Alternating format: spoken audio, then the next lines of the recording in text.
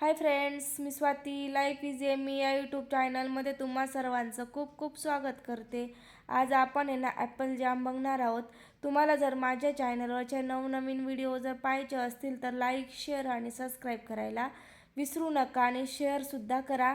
तर हा जो ॲपल जाम आहे ना करायला अगदी सोपा आहे आणि दोनच साहित्यात तयार होतो आणि चवीलासुद्धा तेवढ्याच अप्रतिम आहे.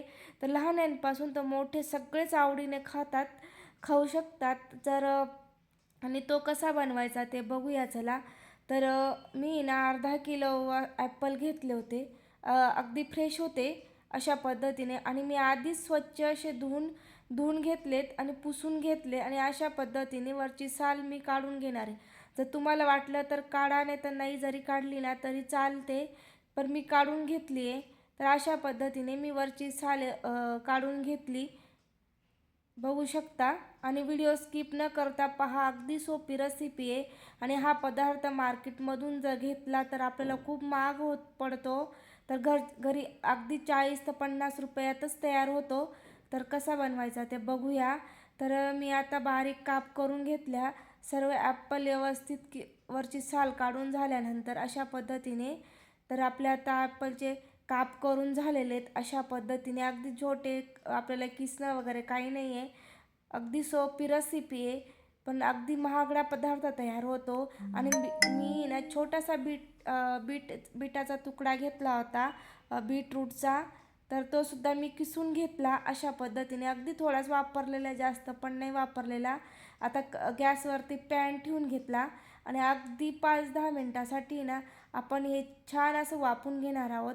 याला पाण्याची आवश्यकता नाही पडत. तुम्हाला वाटलं तर तुम्ही अगदी कपभर पाणी टाकू शकता त्याच्यावरती. याला पाण्याची अजिबात आवश्यकता नाही आहे. आता आपण आहे ना 10 मिनटासाठी ना वाफवून घ्यायचं आहे. तर कसा झाला बघूया.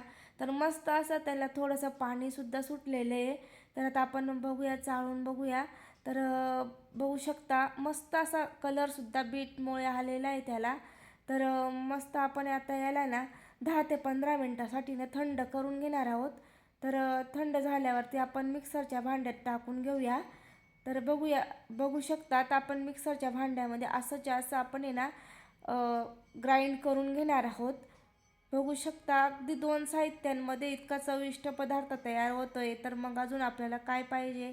तर आपण त्याच कढईमध्ये मस्त ग्राइंड करून फाईन पेस्ट करून घेतलेली ही बघू शकता.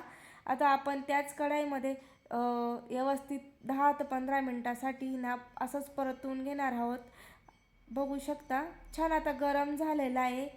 तर त्याच्यात आपण आहे ना जर 500 ग्रॅम आपण जर अर्धा किलो जर आपण सफरचंद घेतले ना तर 200 ग्राम आपण साखर टाकायची आहे, म्हणजे निम्म्याला निम्म घ्यायचं आहे. 1 किलो जर ॲपल घेतले तर अर्धा किलो किंवा 400 ग्रॅम साखर आपण टाकायची. अशा पद्धतीने आता आपण हे छान कमी गॅस ठेवायचा आहे आणि अशा पद्धतीने मस्त परतून घेणार आहोत. तर बघू शकता कलर मस्त असा चेंज झाला. लहान मुलं तर खूपच आवडीने खातील. तुम्हीसुद्धा बाहेरून आणण्यापेक्षा नक्कीच असा पदार्थ नेहमीच घरात बनवत जा. करायला सुद्धा सोपा आहे आणि कमी साहित्यात आहे, झटपट होतो. तर आता आपण अर्धा लिंबू जो आहे ना तो सुद्धा पिळून घेणार आहोत अशा पद्धतीने. तर व्यवस्थित आता आपण 5 मिनटं लिंबू टाकल्यानंतर आहे ना 5 मिनटं आपण आहे ना गॅसवरती ठेवायचं आहे. बघू शकता अगदी घट्ट पण नाही होऊ द्यायचा आणि जास्त पातळ पण नाही ठेवायचा. बघू शकता अशा पद्धतीने. आणि थंड झाल्यावर अजून थोडासा दाटसर होतो. तर बघू शकता आता मी थंड झालेला आहे. तर मी काचेच्या बरणीत भरून ठेवते. हे प्रिझर्वेटिव्ह आहे. तर तुम्ही हे 8-10 दिवस किंवा 15 दिवससुद्धा खाऊ शकतात फ्रीजमध्ये ठेवून. तर अशा पद्धतीने आज आपण ॲपल जाम बनवलेला आहे. नक्कीच तुम्ही ट्राय करून बघा. पोळीसोबत ब्रेडला लावून सुद्धा तुम्ही खाऊ शकतात. तर